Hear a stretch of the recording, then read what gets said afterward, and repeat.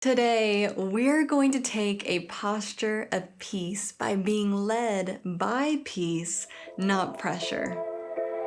Posture is a short, audible fist bump to remind you God is with you in everything. Together, we're going to be emboldened to take a daily posture of perfect peace. In John chapter 5, verse 19, Jesus says, "Very truly I tell you." Some translations say, "Truly, truly I say to you," or "most assuredly." And I love the emphasis there. I don't want us to miss it. It's like he's saying, this is absolutely true. Pay attention. Very truly I tell you, the Son can do nothing by himself. He can only do what he sees his Father doing, because whatever the Father does, the Son also does. As a posture community, we have been focusing on and becoming very well acquainted with the fruit of the Spirit, the very nature of God, what he is like. And as I mentioned before, the fruit is not gained through self-empowerment because it is Spirit empowerment. So Galatians 5 is not handing you a list of things to go achieve by yourself. No, it's so much better than that. It's an invitation to receive from the Spirit. And what God is offering us in this invitation is his unchanging nature, so that we too can become unchanging in our nature and character, so we can be consistent and confident no matter what is occurring around us. And the fruit often partner together. So in past conversations, past episodes, we've talked about joy and peace partnering and goodness and kindness partnering together. And over the last two episodes, we have been talking about gentleness, and gentleness often partners with self-control. And I know for some of you, maybe self-control seems unexciting. I totally get it. But I have to tell you, I have discovered that self-control is not simply a discipline. It is an absolute delight. And that's what I'm going to be sharing with you in this episode.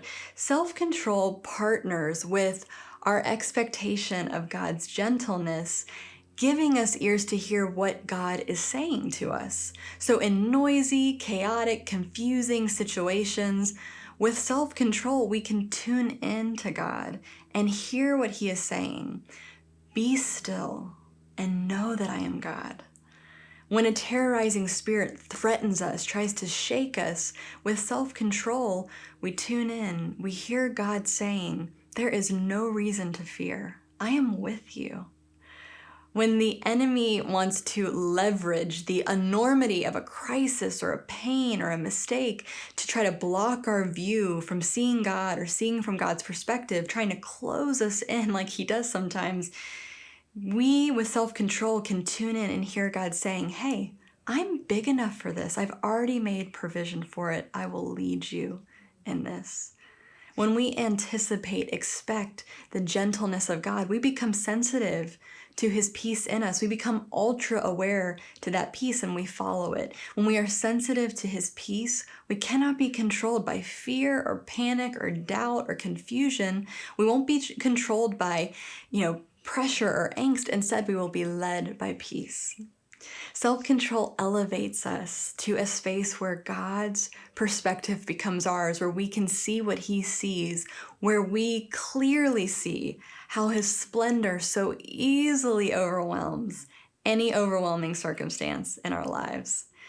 Self-control just refuses to accept any doubt or negativity. It keeps us fully persuaded of who God is and who he has empowered us to be.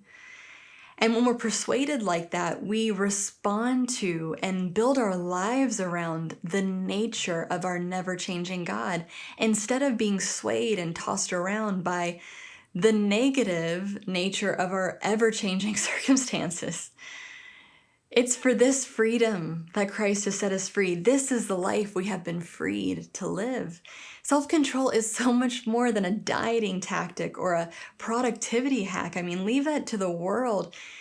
Self-control for the people of God, it's a delight. It's not some heavy obligation. It's a massive provision.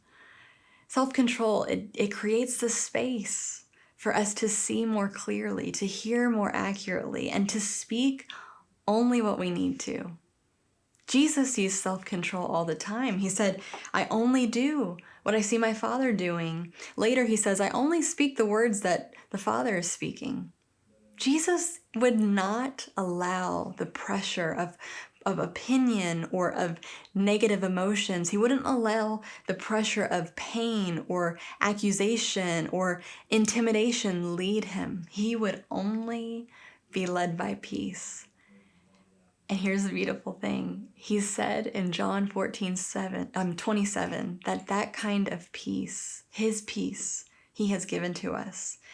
And so let's partner with self-control today. Let's expect to hear the gentle voice of our Father no matter what is occurring around us. And instead of being led by the pressure of the world, let's be led by our Prince of Peace.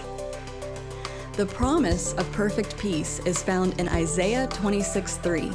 In Hebrew, it is shalom, shalom, meaning complete wholeness. Nothing missing, nothing broken. This is who you are in Jesus, because of Jesus. You are a living testimony of Jesus' ultimate win. With every step you take today, you're putting Jesus' victory on display and Satan's defeat on replay.